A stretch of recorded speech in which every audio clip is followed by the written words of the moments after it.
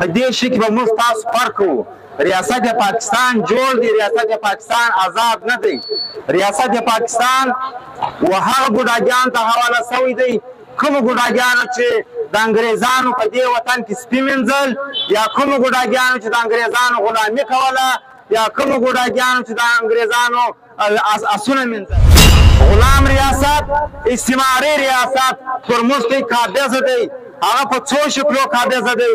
ریاست پاکستان ستاسو غرونه نیولې دي، ریاست پاکستان ستاسو ځنګلونه نیولې دي، ریاست پاکستان ستاسو پر اوبو باندې قبضه کړې ده، ریاست پاکستان ستاسو مځکې نیولې دي، ریاست پاکستان ستاسو تعلیمي نصاب نیولی دی، ریاست پاکستان ستاسو پر تجارت باندې قابض دی، ریاست پاکستان ستاسو پر ژبه، ستاسو پر تاریخ، بلکې ستاسو پر بیلتونوال باندې قابض دی. ریاست پاکستان ستاسو ژبه وهلې ده، ځکه پښتو وایم، زما څخه په پښتو کې تر لس زیات د اردو لفظونه ویل کېږي. زما څخه خپله ژبه هېره ده. په دا ناستو په دا ولاړو خلکو کې یاره په سلو کې 5 کسان به هم کوم پښتو ژبه لیکل لوستل نشي کولی، ځکه چې ریاست پاکستان ستا ژبه هم اخیستې. ملګرو د پاکستان 88% بجلي 88% بجلي د ریاست پاکستان د تربیلا ډیم د صوابۍ څخه ده. ډیم په صوابۍ کې دی، لیکن دفتر په لاهور کې دی. اوس ما او تا ته تر 100 بالاتر دغه د بجلي 1 یونټ راکوي، لیکن د لاهور د ګلګت د کشمیر خلکو ته په 4 ورکوي، په 3 په 4 ورکوي. زما او ستا په وطن جنګ دی، دی د 1200 ډالر ګټي، درې ګټې کوي، هم د چاینا څخه ډالر ګټي، هم یې د امریکې څخه ګټي. درېیمه ګټه زما او ستا د وطن ده، چې زما او ستا په وطن کې په دا دهشتګردي کې دی څه کوي؟ په دا دهشتګردي کې دی زما او ستا په کورونو ننوځي، د اپریشن په نامه باندې دا سپین سترګی ریاست د خلکو په کورونو ننوځي، د زنانو سوني اغلا کوي،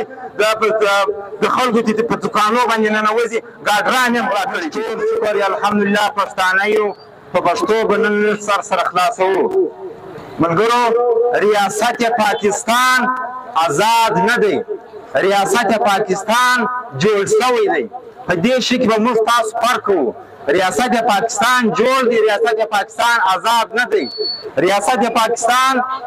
و هغه ګوډاګیانو ته حواله سوی دی، کومو ګوډاګیانو چې د انګریزانو په دې وطن کې سپي مینځل، یا کومو ګوډاګیانو چې د انګریزانو غلامي کوله، یا کومو ګوډاګیانو چې د انګریزانو اسونه مینځل. ملګرو، پښتانه د نن څه 80 کاله نه مخه هم د دغه انګریز خلاف جنګېدی. پښتون د نن څه 80 کاله نه مخه هم د انګریز خلاف و، نن هم خلاف دی. لیکن ریاست پاکستان یې هغه خلکو ته حواله کوي، کم خلکو چې پر دې وطن باندې د پښتانه خلاف د پښتانه پروپاګاندا کولې، پښتانه خلاف جاسوسیانې کولې، هغو خلکو ته ریاست پاکستان حواله کوي. د دې ثبوت موږ داسې الزام هم نه لګوو چې کوم وخت پاکستان یې قائد اعظم ته په لاس ورکړي، او دا کم ګوډاګیان چې په لاس ورکړي چې دا به ستا فوج وي. قائد اعظم چې سوچ یې پر دې دغه باندې یو کال وخت تېر کړي، بېرته قائد اعظم ولارډ ماونټ بېټن ته وویل ورته چې ما ته کم ګوډاګیان یعنې کم فوج راکړی دی، دا خو فوج نه دی بلکې دا کوټې سکې دي. ریاست پاکستان چې کوم وخت کومو واکداران ته په لاس ورغلی دی، هغو ته حواله سوی دی، هغو ته دا وطن په شپني ورکول سوی دی. خو ځکه نن ته په دې وطن کې غلام یې. غلام ریاست، استعماري ریاست پر موږ قابض دی، هغه په څو شکلو قابض دی. ریاست پاکستان ستاسو غرونه نیولې دي، ریاست پاکستان ستاسو ځنګلونه نیولې دي، ریاست پاکستان ستاسو پر اوبو باندې قبضه کړې ده، ریاست پاکستان ستاسو مځکې نیولې دي، ریاست پاکستان ستاسو تعلیمي نصاب نیولی دی، ریاست پاکستان ستاسو پر تجارت باندې قابض دی، ریاست پاکستان ستاسو پر ژبه، ستاسو پر تاریخ، بلکې ستاسو پر بیلتونوال باندې قابض دی چې دی نن داسې پر ډیورنډ کرښه باندې پښتانه بیلتون پاله پښتانه سره جلا کوي، د پښتنو په منځ کې بیلتون راولي. ریاست څنګه پر غرونو قابض دی چې په کومو غرونو کې ستا په غرونو کې ماربل کېږي، ستا په غرونو کې کرومایټ کېږي، ستا په غرونو کې تانبه کېږي، ستا په غرونو کې میلیم، هر څه دغه معدنیات پراته دي. لیکن دی څنګه پر کاغذه دی؟ دی چې ستا وطن ته ځي هلته دی اول خپل خلک وزني، اول دی دورې پولیس به وزني، بیا دغه بعد دورې د کلي د هغې علاقې عام خاص خلک چې هغه د ده بوډاګیان ساتل شوي دي، چې هغه د ده دپاره دې عام ولسونو پښتونو ته جاسوسي دلالې کوي. دی هغه کښېنوي په هغو باندې بیا دا دغه راولي، دا معاهده په وکړي چې دلته خو ترهګري راغلې ده، دلته خو دهشتګرد راغلی دي، دلته خو پلانکاو دغه سوي دي، لهذا تاسو موږ ته اجازه راکړئ موږ به ستاسو په علاقه کې د اپریشن په نامه به در دننه سو، بیا ستاسو په دې دغو کې ریاست پاکستان ستاسو غرونه ونیول چې په هغه کې د معدنیات قبضه کړل، په هغه کې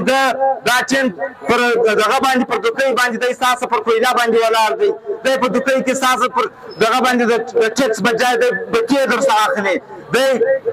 ځنګلونه ستاسو سره کم نیولي دي، ریاست پاکستان چې ځنګلونه نیولي دي هغه هم داسې ترهګري دهشتګردي یا په ځنګلونو کې اور بلول بېرته په داسې طریقه باندې ځان اخلل چې په زموږ ځنګلونه د ځنغوزو ډک دي، د معدنیاتو ډک دي. دی یارې ستاسې چې ستا چې د ده په شی اخو دغه پر هغه باندې قابضه دی چې کم ځنګلونه ستا په شی دی هغه ته اور واچوي. ریاست پاکستان ستا پر اوبو باندې څنګه قابضه دی؟ ملګرو د پاکستان 88% بجلی 88% بجلی د ریاست پاکستان د تربیلا ډیم د صوابۍ څخه ده، ډیم په صوابۍ کې دی لیکن دفتر په لاهور کې دی. اوس ما او تا ته تر 100 بالاتر دغه د بجلی یو یونټ راکوي، لیکن د لاهور د ګلګت د کشمیر خلکو ته په 4 ورکوي، په 3 په 4 ورکوي. ریاست پاکستان ستاسو مځکې نیولې دي چې کم ښارونه دي کم آبادي علاقې دي هغه ته دی د ډي ایچ ای په نامه یا د عسکري اډې په نامه یا په بل نامه تا د سکیم در رامخته کړي ګراوند در جوړوم بل در جوړوم ګراوند هم چې لا جوړه کړي، لیکن ستاسو مځکې ستاسو د ښار مین مځکې هم دی ونیسي. ریاست پاکستان ستاسو پر هوا باندې څنګه قابضه دی؟ ملګرو دا ډېر د سوچ خبره ده. ریاست پاکستان چې ستا پر هوا باندې قابضه دی، زما د ژوب د یوې شپې چې پر ژوب باندې کم انټرنیشنل جازونه تېرېږي، د یوې شپې په کروڑاو ټکس جوړېږي، دا هوا هم د ستاسو نیولې ده. تر ننه پورې دې څوک ما ته راثابته کړي چې د دې وښوبیانو ته دغه ټکس کړی دی په خپل جیبو کې اچوي. ریاست پاکستان ستاسو پر تعلیمي نصاب باندې قبضه کړې ده. تعلیمي نصاب څنګه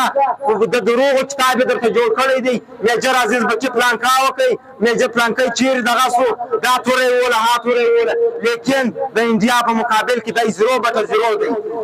ستاسو تعلیمي نصاب یې ستاسو د بچانو مستقبل ورخرابوي، تعلیمي نصاب ورخرابوي، ذهن و فکر ورخرابوي. ستاسو اتلان احمد شاه ابدالي پیر روشان په تیرې پی دا ټول دا د نن ماشومانو څخه حتی چې د ډېرو ځوانانو څخه پوښتنه وکړي نومونه یې نه پېژني، دی به د پښتانه په تاریخ څو خبرې چې ده ستا تاریخ واخلئ نو هغه دغه وایي چې قام وژنې د قام څخه تاریخ پیل کړه. نو ځکه پښتانه دا ټیم غلامان هم دي. ملګرو ستا ریاست پاکستان پر تجارت باندې څنګه قبضه کړې ده چې که چیرې د پښتنو تجارت پر ښه دغه باندې د پښتون تجارت زیات وي هلته دی ولاړ شي دورې دغه د پاسپورټ پر لاګو کې دی دورې ولاړ شي کورونه مکانونه دغه دوکانونه ونړوي، د میرانشاه ټوټل بازار ونړوي. دغه رقم پر چمن باندې دا چې چمن پر تجارت باندې قابضه شوی دی. ریاست پاکستان ستاسو ژبه وهلې ده، ځکه پښتو وایم زما څخه په پښتو کې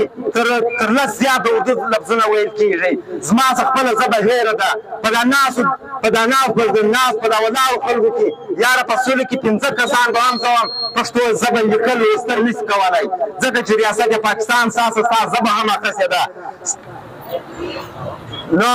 وخت هم کم دی، د پښتون ژغورنې غورځنګ دا احتجاج رابلل شوی هم پر دغه شی باندې دی چې په پښتون وطن کې د ترهګرۍ مخالفت کوو. ترهګري اوس یې نوې ترهګري راوړې ده د عزم استحکام په اپریشن په نامه باندې ملګرو وخت کم دی خدای به دغه باندې سر خلاصوم عزم استحکام په نامه باندې اوس یې نوې ترهګرۍ دغه جوړ کړی دی هغه ورځ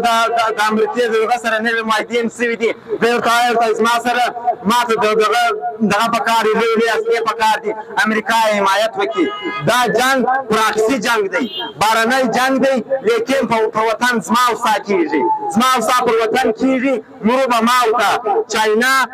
چې کوم دا سیپیک روډ جوړ کړي چاینا د نیمې نړۍ سره پر دا باندې تجارت کولی شي چاینا پر دې باندې دغه خپل پروموشن کولی شي لیکن امریکا یې نه پرېږدي ای زموږ یار ورته هغه وایي وایي زه تا د سیپیک درکوم دغه درکوم ډالر راواړوم پر ما چې ترهګري د چاینا دغه په نامه باندې ډالر راړئ چې زه دلته دهشتګردان په ختموم لیکن امریکې ته وایي وایي ما دا وکړ دا پلانکی ځینې چینایي انجینران درته ووژل نور ډالر راواړوه زما او ستا په وطن جنګ دی دی د 1200 ډالر ګټي درې ګټې کوي هم د چاینا څخه ډالر ګټي هم یې د امریکې څخه ګټي درېیمه ګټه زما او ستا د وطن ده چې زما او ستا په وطن کې په دا دهشتګردي کې دی څه کوي په دا دهشتګردي کې دی زما او ستا په کورونو ننوځي د اپریشن په نامه باندې دا سپین سترګی ریاست د خلکو په کورونو ننوځي د زنانو سوني اغلا کوي د خلکو په دوکانو باندې ننوځي ګاډران یې غلا کړي دي